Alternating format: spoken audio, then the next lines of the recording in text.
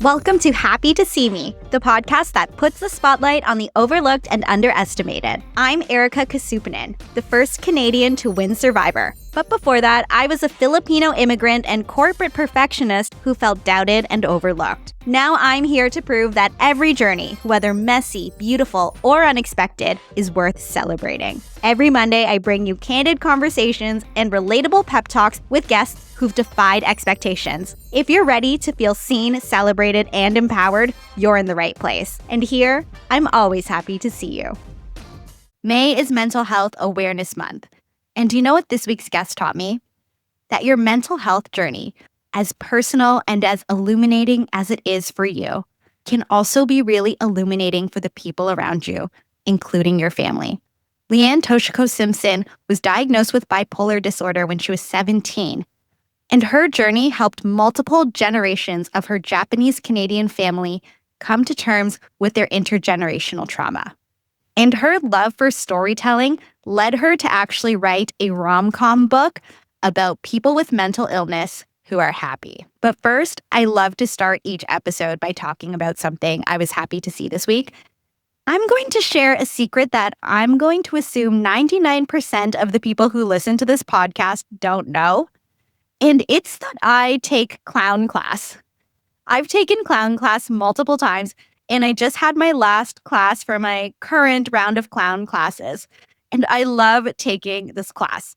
And it's not the clown that you're picturing. So I'm not putting on a red nose or a curly wig.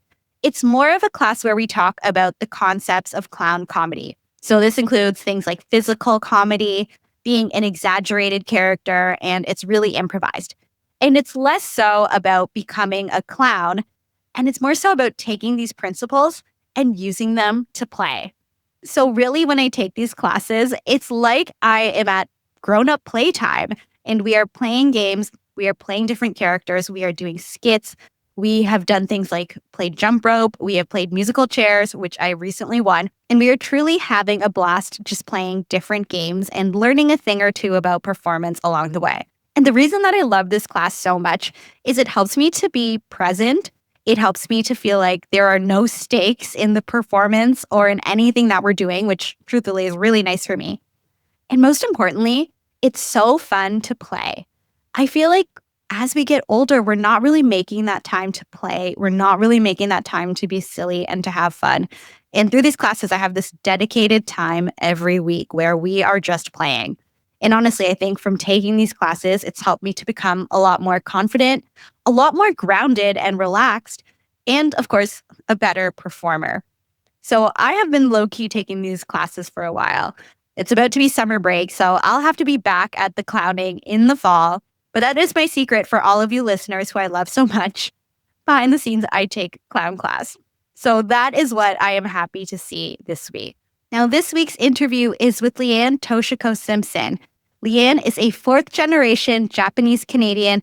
She is a writer, an author, a professor, and a psychiatric survivor. Her debut novel, Never Been Better, has been inspired by the community she found through her mental health advocacy and through her time in the psych ward. In this conversation, Leanne opens up about how being in a psych ward impacted her relationship with her family and friends, and how she overcame the stigma towards mental health within the Japanese-Canadian community. And we talk about how she took the fun, light genre of a rom-com and did something unexpected and wrote about people with mental illness who are happy. This was a really illuminating conversation for me. I related so much to it, and it opened my eyes to the unforeseen parts of having a mental illness. So why don't we just get into it?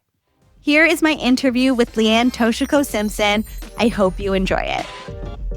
What is your pitch for Dodgeball? My pitch for Dodgeball is there is a queer league for women and non-binary folk called, I think it's called OK Dodgeball. And it is the chillest thing I've seen in my life. All the teams are named after Chappell Roan songs half the time. Oh. There's themes. It is playful. None of us are trying to whip the ball that hard. It is all for fun. I need to ask for background. Did you play sports as a kid growing up? Did you play sports before this? I played no armed sports. Okay. If that makes you feel better. I was a soccer player. Yeah. I played contact football, actually. Contact football. But I wasn't a skill player. Like, I was on the D line because I was a fairly, like, intense person. They're like, you're small, but you have a lot of aggression, so we're going to put you on this D line. And so I played football, and a lot of my friends were in the lingerie football league at the time. Oh my God. Which my parents were like, you are absolutely not allowed to play in that league. But I think it would have been fun, except they had to fly themselves everywhere. Wow. Like, it was like a job where you got negative paid. Wow. This hasn't sold me on the sport yet. Like a resource suck and people throwing balls at me. That's true. There is a version where you can play on trampolines. I don't know if that changes your mind. That's kind of fun. But I'm nervous. I've never played a ball sport before. So I feel like I'm not familiar with the physics of the ball, you know?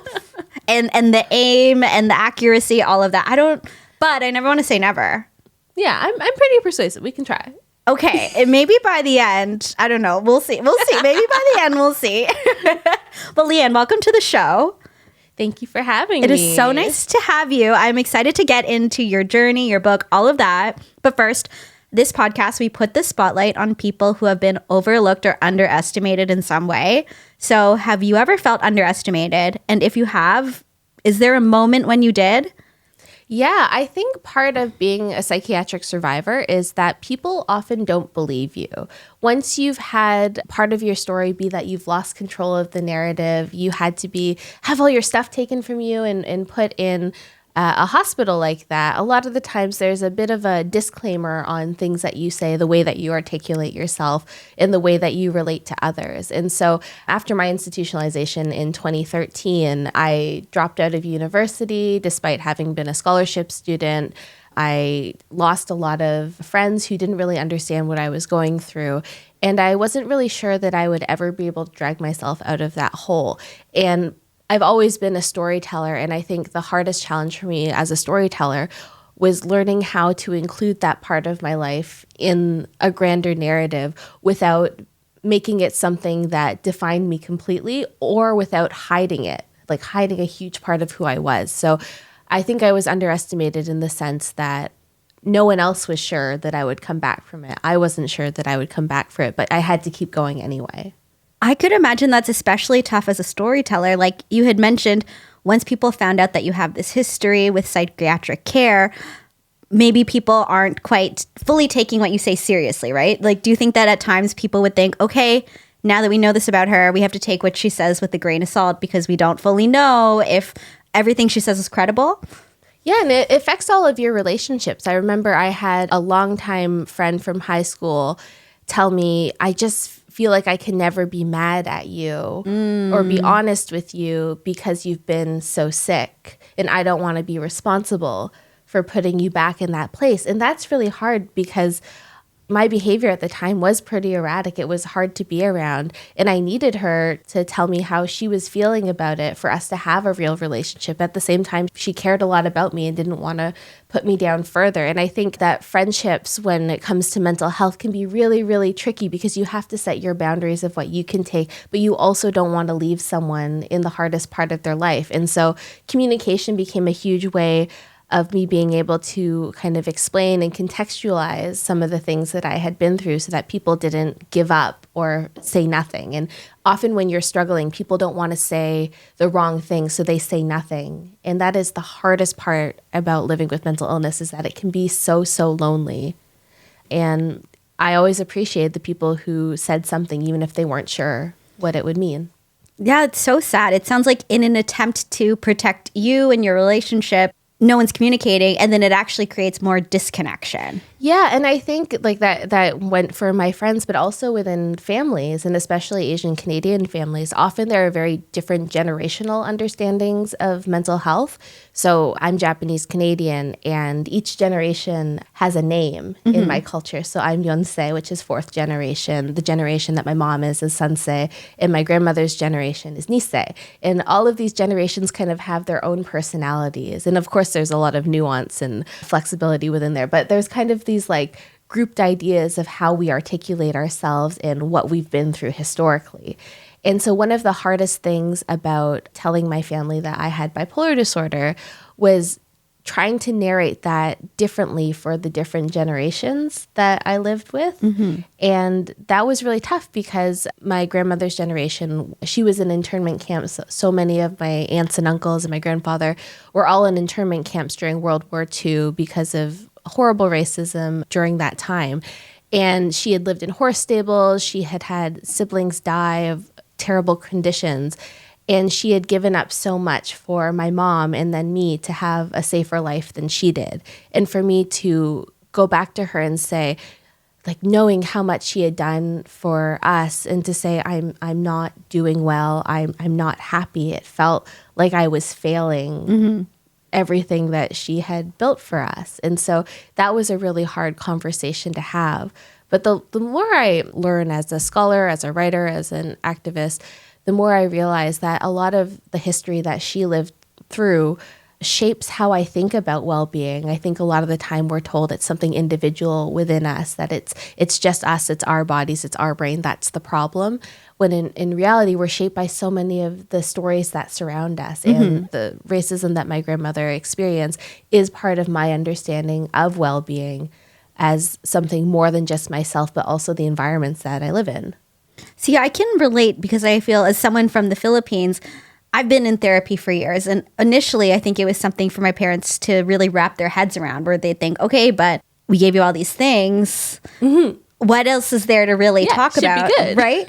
So when you talk about having to communicate this to the different generations within your family, this could potentially be a really validating moment for everyone listening. How would you communicate it to your grandmother versus your mother versus someone who's of the same generation as you? Yeah, it's funny. I have a lot of Yonsei friends, and we're always talking like, we make so many jokes about mental health and also some of the history that we carry as descendants of internees.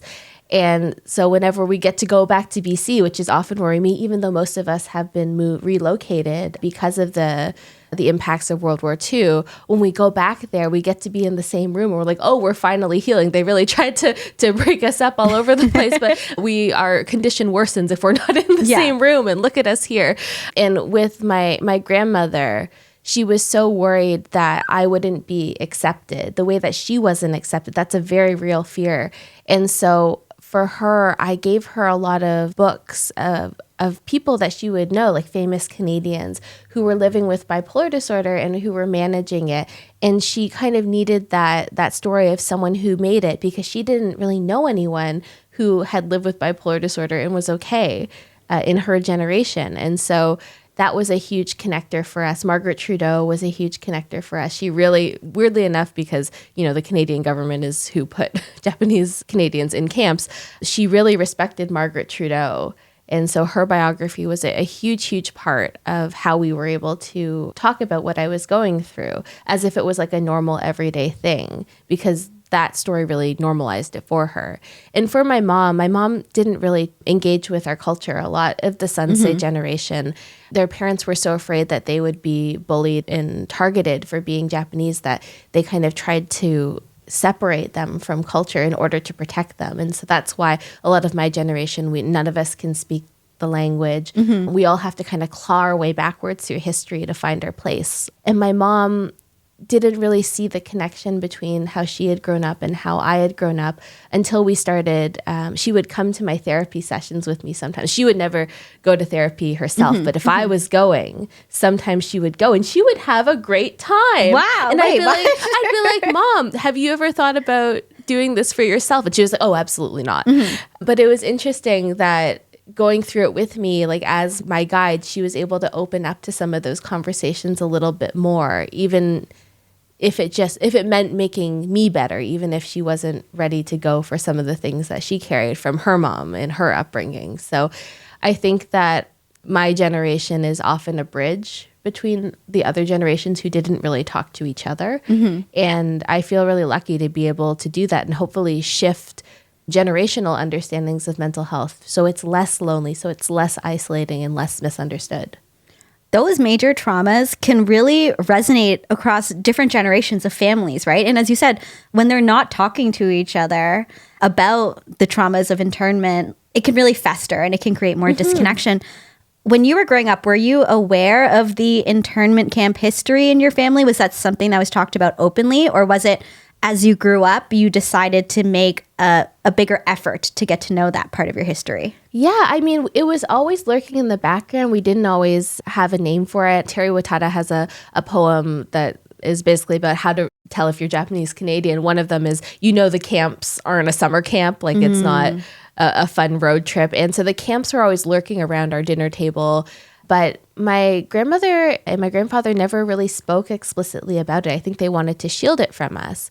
But as my grandmother got older, and actually as she got dementia, it was almost like some of the barriers she had put up kind of left. And I was doing research for Never Been Better, and I wanted to write the internment storyline into the book because I knew how much it impacted me and the way I felt about mental health. And so I started doing interviews with my grandmother, and she spoke to me in a way that she had never, like my mom was shocked. She couldn't believe that she was telling us so much because she had been so close-lipped for so many years. And it was a real healing experience, I think, for all three of us to be at that table. But I had to be the one to ask the questions because my mom never would have been able to. Mm-hmm. And I remember that the first mental health event I did, it was an intergenerational panel with Joy Kagawa, who ended up being ill that night, and Jim Sugiyama, who's a Japanese-Canadian doctor. And we set up this mental health event. I'd never seen an event like this before. And one of the Japanese-Canadian organizers came up to us, and they're like, there's the newspaper's here, but we don't want anyone to take pictures because they won't want to be identified with the event. And I was like, okay, so this is where we're starting from. It's our first mental health event and no one wants to be seen here. And it was true. People were very hesitant. But at the end of the event, even though not everyone spoke in the large group, I had a line of people coming up to me telling me about their siblings who had lived with mental illness, the struggles that they had been through, people who had been left in the sanatoriums in BC because they weren't allowed to move with the rest of their families when they were relocated.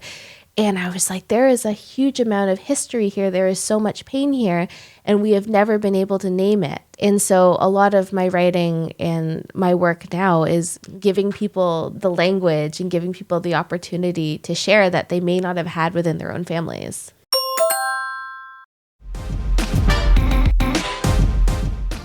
I can totally relate to there being a sense of shame when it comes to mental health and Asian culture, right? How families see it as a failure on them if somebody is struggling with their mental health. Now that you have talked about mental health so publicly, whether it's through your book, I know that you've talked about mental health publicly. How does that sit with your family now? Oh, the first time I ever read an essay about having bipolar disorder, my parents were really upset with me. I think they thought that it would maybe ruin my chances of having a career, of having a normal life. But I remembered after I finished reading the piece, my parents left early. They didn't want to hang around. They were a bit upset. But I got to talk to so many other people who had read the essay and it really resonated with them. And they were like, I would like to write something like this. I just don't know how. And even like that was probably over 10 years ago. I still have people find that first essay and tell me that it's something that made them want to write too. And so I knew that I was going to have to do some delicate math. Like my family wasn't always going to be totally on board with me kind of speaking the truth about myself. And I am very protective of my family and that like I don't really tell direct stories about my family. But over time, they saw that I was able to build a career out of telling stories like this and being honest and being myself and not having to hide what maybe they saw as the worst parts of myself. Other people saw them as uplifting and giving them hope. And so I think it really reframed a lot of things for them. So they're still very private people themselves, but I think they're proud now of how far that we've all come because they've had to make some shifts in their understanding for me to write this book the way that I did. Yeah. And I feel like so many of their fears come from insecurity, right? Being afraid that everything that they've worked hard for, that they're trying to build for you, is going to go away if you share this part of yourself. And then for them to see, wait, this actually is creating more opportunity and more security for you, is probably makes it a bit easier for them to swallow. Yeah, I hope so. And I think that the model minority myth comes into a lot of this. Like Japanese Canadians and many other Asian Canadians were kind of accepted conditionally into Canadian belonging because of an exchange of labor, of productivity, of what we could offer in terms of our work. Sorry, I just went full literature professor. Let's go. Let's do it. Sentence. Let's do it. So a lot of our acceptance is framed around being able to contribute positively to Canadian society. And part of that means like work. A lot of that means kind of buying into the narrative of tolerance and inclusion within Canada. So one thing that you might not know is that Japanese Canadian redress, which is the government agreement where Japanese Canadians received an apology from the government and a redress payment and other things, that was right before the push for the Multiculturalism Act, which really defined Canadian as a global leader in multiculturalism. And so a lot of Japanese Canadian redress is kind of part of that grand narrative of tolerance, even though there's so much pain and heartbreak beneath that for us. But because there was this apology and this exchange, it's harder to articulate that, if it makes sense. And so I think that redress for a lot of folks were like, well, that's the end of the story. We got justice and it is put to rest. But for so many, especially younger generations, there's still so much disconnect over what we lost after internment. And so we kind of have to push back against that easy narrative of resolution. We have to make space for all of the minor feelings, as Kathy Park Hong would say, that exist beneath this kind of grander narrative of acceptance. And so sometimes I think not feeling like mentally well as a Japanese Canadian is partly for me my clinical diagnosis that I've lived with for a very long time, but also the knowledge that so much of my culture, my connection to language, my relationship with my family has been affected by acts of racism, acts of intolerance. And I am supposed to leave those in the past. And I think that's not always so easy to do, especially right now in the US. The government is using the Alien Enemies Act, which is the same act that was used for Japanese incarceration in the US. It's being used again. And I'm writing a thesis on Nikkei incarceration, and it's supposed to feel further away than it does in a lot of ways. It's so scary to see the way that it's coming back, because I believe that we are still dealing with the after effects, as you said. And actually, when I think about your book, in Never Been Better, that one character, Misa, I believe, it sounds like she is really living through all of the things that you talked about. I feel when I was reading the book, what I kept getting from her character is she was trying to be the perfect person in the psych ward. Is that what you were going for? She's trying to win the psych ward Olympics. She wanted an A in group therapy, and she was not going to get it. Yeah. And I think that's part of the challenge for folks who have, or type A folks who have been they have been excelling in so many areas of their life. It's hard to excel in therapy while being honest with yourself. Like it's a bit of a catch-22. And for her to actually kind of move through recovery, she has to be honest with the parts of herself that aren't so shiny and polished. And that's really, really hard for her because she has been rewarded her entire life for having it together, for taking care of everyone but herself. And I think for a lot of Asian women, like that is a storyline that we can relate to. I know, I'm like shriveling in my seat as you're describing that. I'm like, yep, I get it. I've tried to win at therapy before. I've tried to become my therapist's favorite. Oh, yes. Can you tell the listeners more about Never Been Better? I can. So Never Been Better is a book that I dreamed up when I was in the psych ward. In the psych ward, I was like, I would like to read a book about people who have bipolar disorder because I feel very alone in this. And they were like, oh, all the books about bipolar are too sad, so you're not allowed to read them in the ward. And I was like, there has to be a happy bipolar book. And that's when I read Silver Linings Playbook, which has become such a huge, huge part of why I write. And so many years later, when I was trying to write a hard-hitting literary nonfiction memoir about living with mental illness, I was not finishing it. I was re-traumatizing myself. And my advisor asked, like, is there something that you could write that would make you happy? And I had written this very silly, like psych ward, love triangle, romcom story while I was on disability leave from my corporate job that I had gotten to try and prove that I was well and I was not well.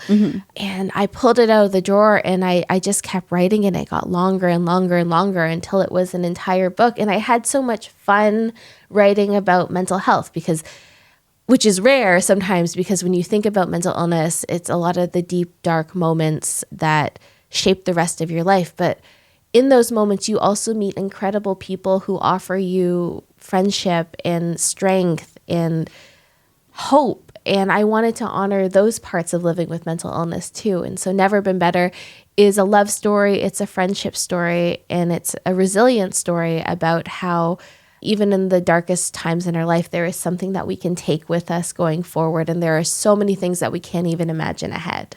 See, I read the book. I had a great time reading it. And it's truly a situation where you can't judge the book by its cover, because I feel like when you look at it, you think, okay, this is probably a beach read. Yeah. And then I read it. I'm like, it's just as much a love story as it is about the relationship between sisters or a relationship between friends or relationship between family. And I feel like for me, it prompted so much introspection. And I really thought a lot about all of my relationships when reading the book. One quote that really stuck out to me from the book that I had to take a picture of, I want to ask you about, it was, "It's okay to be scared and take your time with things, but I think there's a difference between not wanting to do something and not believing you're worth the trouble of trying."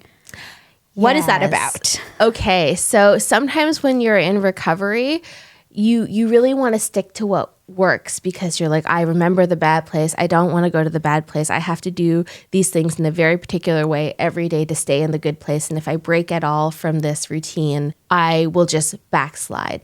And because you are just always haunted by the bad place, you do whatever you can to just keep things constant. But sometimes that means you don't allow yourself to dream. You maybe don't let people in the way they deserve to be let in. You don't imagine a future from yourself that could have a little bit more room for love than you do right now. And so that quote in particular is in reference to a character who's thinking about maybe like starting a family. And as someone with bipolar disorder, I was so worried about being a mom. I was so sick, I could barely take care of myself. How will I ever be able to take care of someone else? And maybe 10 years ago that was true. Like, I definitely don't think I could have done it, but I didn't know who I'd be 10 years later. I didn't know what skills I would pick up, the support networks that I would build, and the confidence that I would gain in myself even after being through so much. And so sometimes we stick to what is safe and we set these limits on ourselves to protect the constant parts of ourselves, but we also have to give ourselves room to grow, because you can't stay the same forever. You'll never stay the same forever. And sometimes things get a little worse and sometimes things get a whole lot better, but we won't know unless we try. Oh my gosh, I'm tearing up because I know that you're a mom now. Yeah. So you did it. It's like, it's always worth, we're always worth the trouble of trying. And the things we want are worth the trouble of trying. Now I'm like really tearing up. We're capable of really incredible things, and we don't always believe that of ourselves.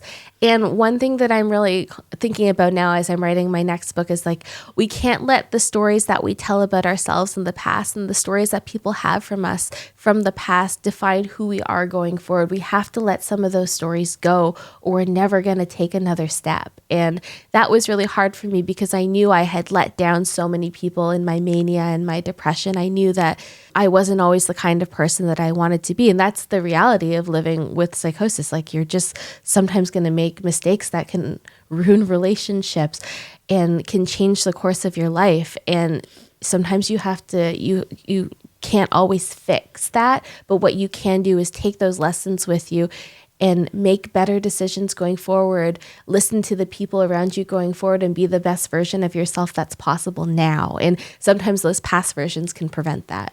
Yeah, you can write the story that's ahead. You're not stuck in what's gone on in the past. There's stuff that's probably happened in the past that's unfortunate that you wish went better, but you can decide what happens next. And with you quite literally can write the story. Yeah, it's funny being a writer and living like this. I mean, I teach a lot. One thing that's really important to me is this book is the book of my heart. It's, a psych ward, love story, friendship story. It's all of the joy that I found in a really, really tough place. And I never want to forget that tough place is such a huge part of who I am. So I teach a lot in psychiatric wards now. I teach in mental health centers because I don't want it just to be my story that's breaking down some of these barriers. I want to give other people the tools and the confidence to tell their own stories, because I'm not the only person by any means who's had an experience like this and who has gone on to change things. And so that's a huge part of my writing practice, is actually reaching kind of back through the tunnel to pull other people up, because you have to. Otherwise, what's the point? Then it's just your story as a representation of everyone. And that's not healthy, especially when it comes to mental illness. There's such a wide spectrum of experiences, and I have not lived them all, and I could never, and I would never want to. But there has to be room for more stories from people living with serious mental illness, especially psychosis, because it's so misunderstood. Of course. And it can be totally varied, right? It doesn't need to be, I know before we started recording, we were building rapport. It's not all girl interrupted. It doesn't all need to be the negative. It never been better. They're not at the psych ward. There are a few scenes where there's the flashbacks. So they talk about it, but they're on a tropical beach resort, which is why it seems like it's a beach read. So you're showing mental illness, but it's not confined to this place that can seem scary to anyone who hasn't experienced it.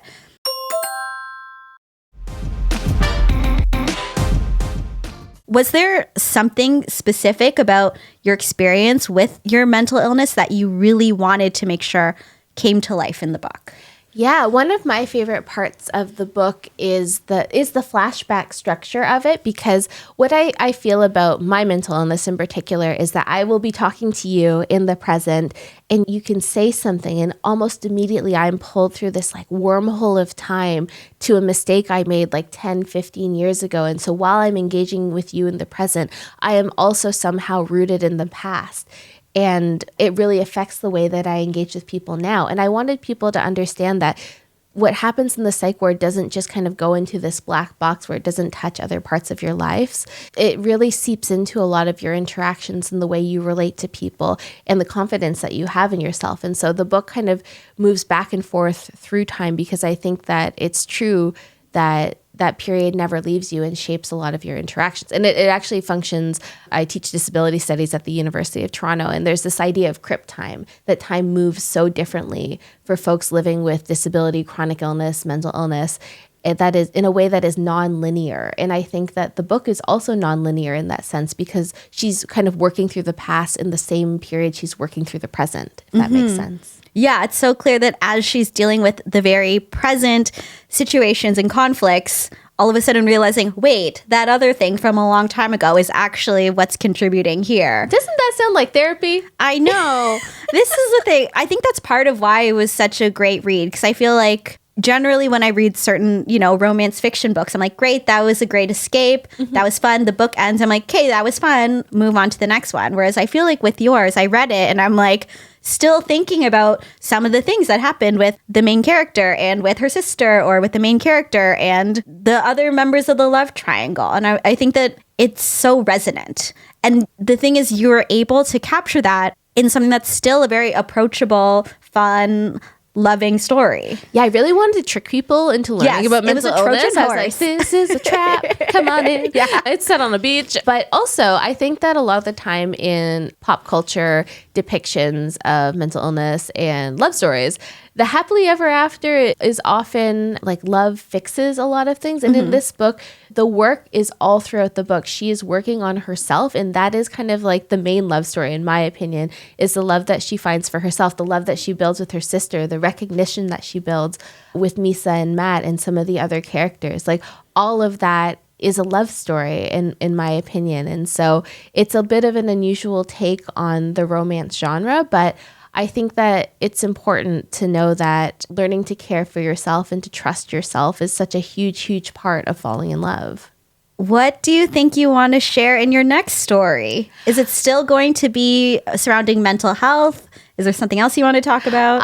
Yes, I think I will almost always write about mental health because I think it's my home turf. And also, I will say that I have so many diagnoses. I could write like 7 different books. I'm just working through them alphabetically. A different character for each diagnosis. A different character. And, there's a lot. Comorbidity is real. Like, there's a lot of overlap. Folks who are dealing with one thing, it's usually not just one thing. There's other overlaps. And so I'm working a lot around OCD right now, which is also something that I live with, and something that's also very misunderstood. Like, a lot of people associate OCD with contamination OCD, which is one branch, but there are so many other ones. And so I am thinking about telling a story. Well, I am in the depth of writing it, about a story with someone who is very much attached to all the people from their past that they should maybe be letting go as they embark in a new relationship. Part of their exposure therapy is also letting go of some of those old relationships and the people that see them in a certain way that maybe isn't healthy for them to see themselves in anymore. If that makes sense. A lot of people can relate to that, right? As you grow and change, the relationships around you have to change as well, because sometimes some relationships, I think, can be expansive and open you up, and then some kind of keep you in the place that person, I don't know, the way that they view you. Yeah, I think that's actually the hardest thing about coming to terms with your own mental health is you have to stop some of the stories that people hold about you. You cannot let them control you. And it's really, really hard because often it's people who care about you so much, but it's comforting for them to see you in a certain way, but it's not really safe for you to be that person for them anymore. And often people do not like when you stop being the person that they expect. And so being able to articulate and explain that is that's something that I'm working on a lot now, to like, how do you tell someone that you care about that you have to be different with them going forward in order for the relationship to continue? And it's not like an ultimatum. It's just you're just communicating what has to shift within you. The care is still there, but maybe the execution is a little different.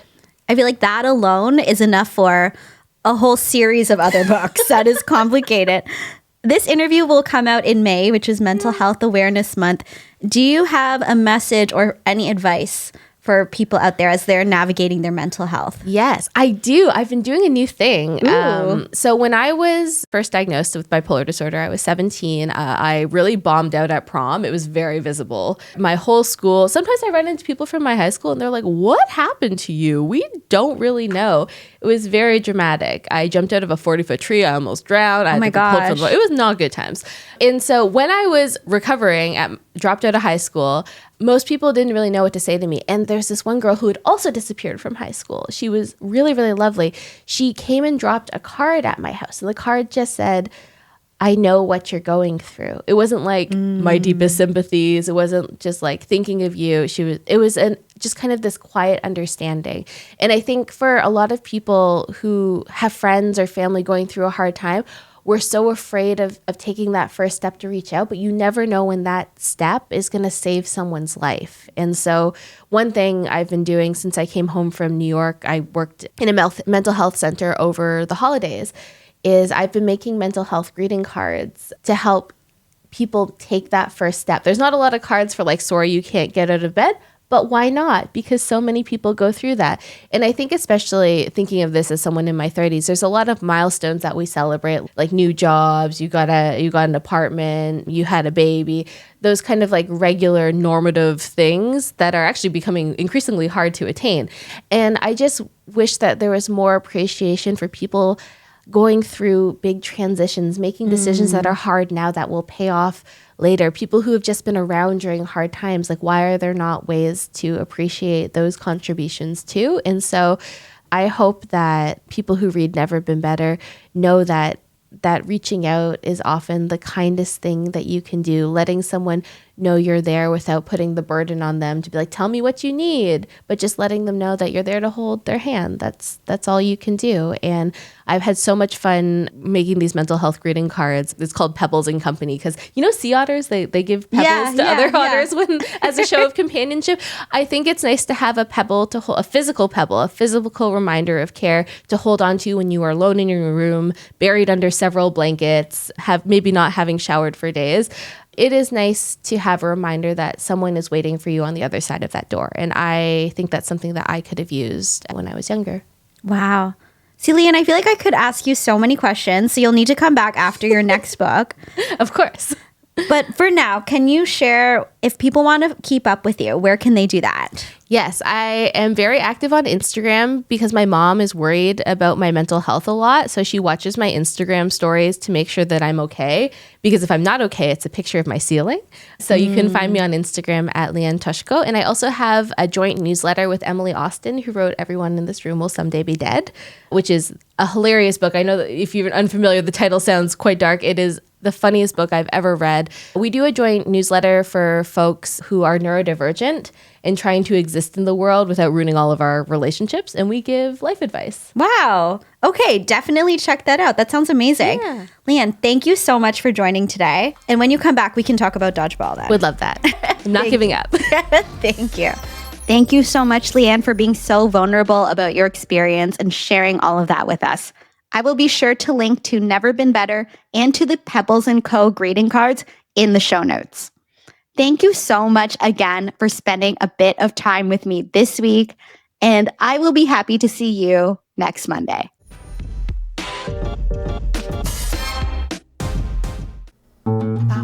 This podcast has been brought to you by the Sonar Network.